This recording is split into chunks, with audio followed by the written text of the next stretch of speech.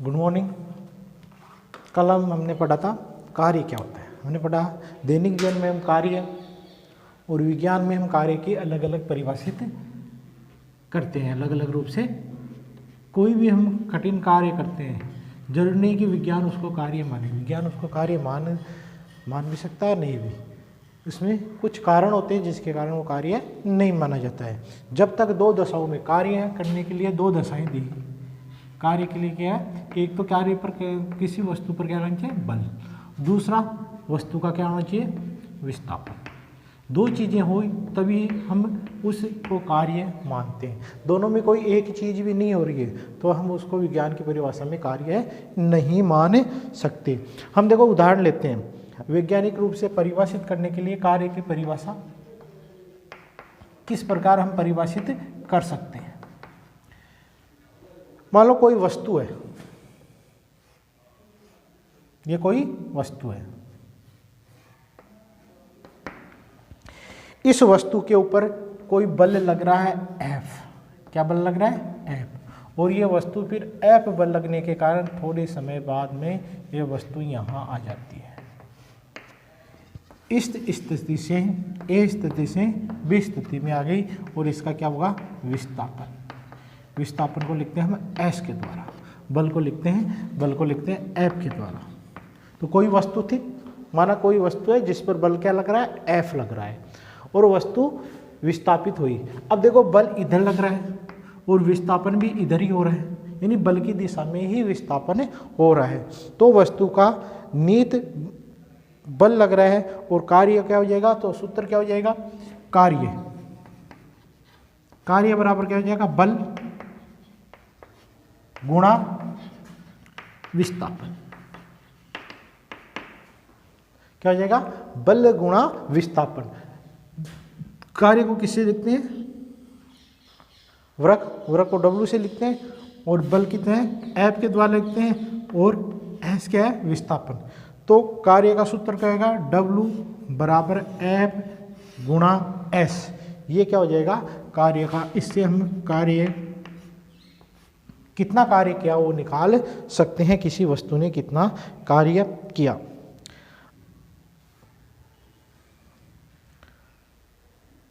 अब देखो इसमें दूसरी कंडीशन ये होती है, किसी वस्तु पर लगने वाला बल किया गया कार्य बल का परिमाण।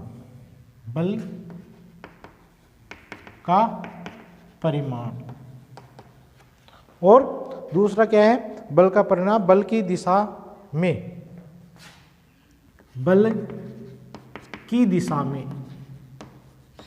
में विस्थापन हो रहा है। तो किया गया कार्य क्या गया, W बराबर F गुणा S। क्या जाएगा, W बराबर F गुणा S। और जिस और बल का परिमाप लग रहा है उसी और क्या हो रहा है, विस्थापन। दोनों एक ही तरफ है तो हम सूत्र के काम में लेते हैं। W बराबर F गुणा S विस्थापन। अब किया गया कार्य, माना किसी वस्तु पर बल 1 न्यूटन, कितना लग रहा है, 1 न्यूटन बल लग रहा है। 1 न्यूटन बल लग रहा है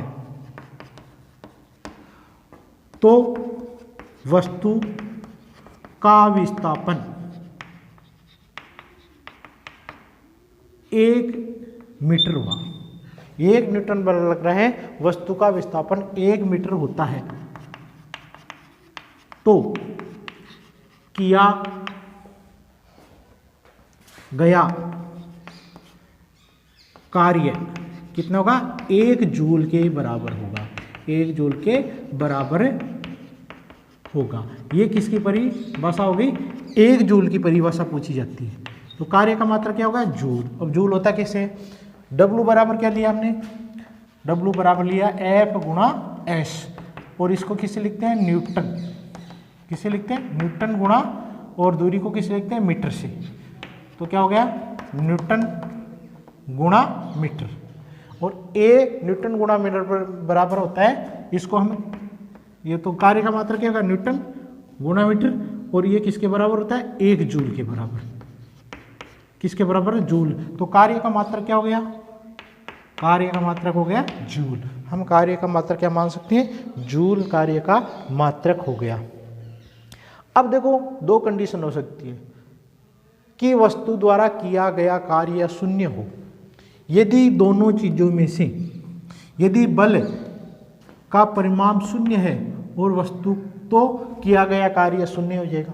यदि विस्थापन बल की दिशा में किया गया वस्तु का विस्थापन शून्य है, कोई भारी वस्तु उसको दम लगा रहे हैं, बल लगा रहे हैं हम, बल तो लग रहा है मगर वस्तु का विस्थापन नहीं हो रहा है यानी शून्य है, तो हम उसको क्या कहेंगे? किया गया कार्य भी क्या हो जाएगा? शून्य। किसी भी स्थिति में दोनों में कोई एक चीज भी शून्य हो रही है, बल नहीं लग रहा है या विस्थापन नहीं हो रहा है, तो किया गया कार्य क्या हो जाएगा? शून्य हो जाएगा। अब एक चीज पर और विचार करते हैं। दो कंडीशन हो सकती है कि यदि वस्तु कोई मान लो बच्चा खिलौना है, गाड़ी चला रहा है, इधर बल लग रहा है, खींच रहा है इसको, बल लग रहा है और वस्तु का विस्थापन हो रहा है। यहाँ बल लग रहा है और यहाँ वस्तु विस्थापित हो रही है, इधर बल इधर लग रहा है, वस्तु इधर। तो बल और विस्थापन दोनों की दिशा एक है, तो किया गया कार्य क्या हो जाएगा? किया गया कार्य क्या होगा? धनात्मक। क्या होगा? धनात्मक। अब दूसरी कंडीशन क्या हो सकती है? यदि बल यहाँ इधर लगा रहा है व्यक्ति और विस्थापन इधर हो रहा है उल्टी दिशा में, यानी बल और विस्थापन विपरीत हो, बल व विस्थापन विपरीत दिशा में हो, विपरीत दिशा में हो, तो कार्य क्या होगा? किया गया कार्य ऋणात्मक होगा। देखो बल इधर लगा रहा है, विस्थापन इधर हो रहा है, तो विस्थापन माइनस में आ जाएगा, तो हम क्या कहेंगे? W बराबर F गुणा माइनस S, तो क्या आ जाएगा? W बराबर भी क्या आ गया? ऋणात्मक। क्या आ जाएगा? ऋणात्मक। क्या आ जाएगा? ऋणात्मक हो जाएगा।